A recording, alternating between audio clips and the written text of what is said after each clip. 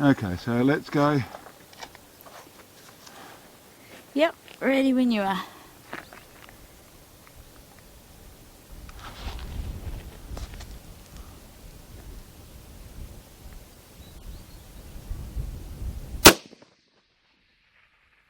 Dust directly behind the target. Couldn't say it was left or right.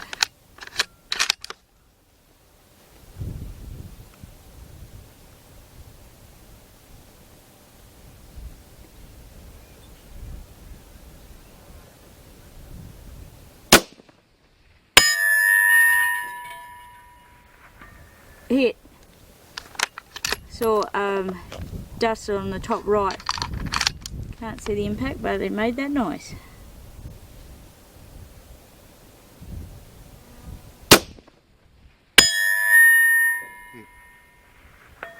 Yep, got him again. Okay, today I wanted to talk about another choice in scope. I think for people who watch our series or what we do, I was talking about speaking to NightForce about trying some of their new SHV scopes. That's the shooting, hunting and varminting scopes, which are a budget-friendly version of their scope range, which are, from what I understand, the body and some of the major features of them, or major components of them, are the same as their NSX scopes, but these are done in a far more budget-friendly bracket, so back down in the $1,000 in the US, the $900,000 in Australia. Here we're talking in the $1,200, $1,300.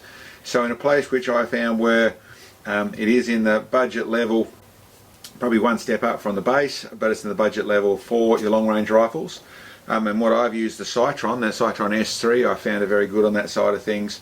And I wanted to try these. I haven't bought them. This is not sponsored by NightForce, but they have sent us these two scopes to actually, and it's what I was organising, sent us two scopes to try.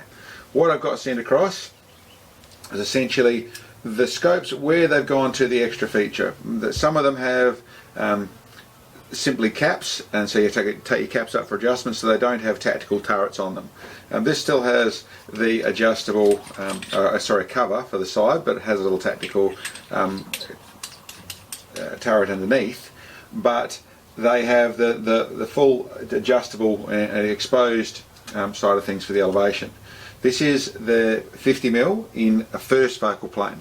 So probably a good level for the tactical, for a PRS shooter, for that sort of stuff, or someone wants to use the first focal plane side of things, then this is really great. I shot with this to start off with, really nice. It works very nicely in a 50mm lens. Is it 4 to 14 was the power range. It's a nice reticle inside here. What I found was probably the pick for me in this range is this second focal plane in a 56mm. This is a 5 to 20 power, so good power range. I'm not sure it mentioned that it had 90. It might have mentioned. What I found was I could get 90 minutes of elevation. I've got it set up on a 30-minute rail, 20 minutes on the top in the NightForce unimount, and I got that straight away set up nice and neatly at actually 90 minutes of elevation. I got the full 90 minutes of elevation. And this scope, same deal. You've got the cover on the side here, a little tactical turret underneath, so you could just leave it exposed.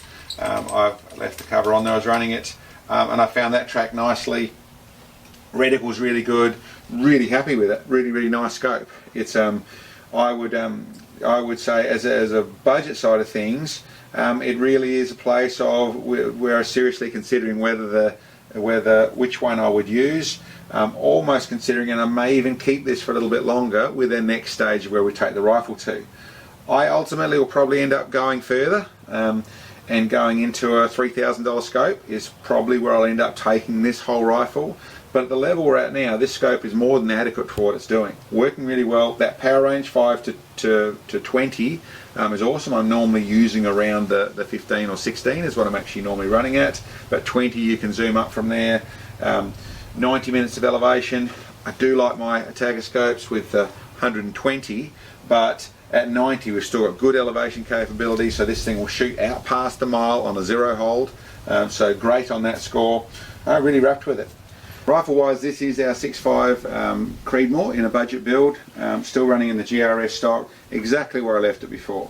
We haven't had a lot of chance to go out and shoot it. I've done one little modification to it, is I've actually put on the tactical bolt knob, but shooting well. And this form, I think the scope, and I wouldn't go past the Citron either, but I think this is a great option in the way of being a brand like the NightForce in a budget friendly version. What I had intended, as I said, was to go with a chassis and to actually set this up into even a nicer form. Now, I don't want to say that the chassis is the absolute best way to do it, because there's other choices. Going with composite stock with aluminium bedding and all that side of things is one of the ways we could go, and we might go back to that and do that at some stage as well. Right now, what I wanted to go with was a chassis. And out of the chassis that I've already been looking at out there, I have an XLR, pretty good chassis. There is lots of choices. One that caught my eye, and I got to speak to the guys about, is the MDT. The guys are very good on that score, and what they did was sent us one of their chassis. So next time you see us, we'll be in.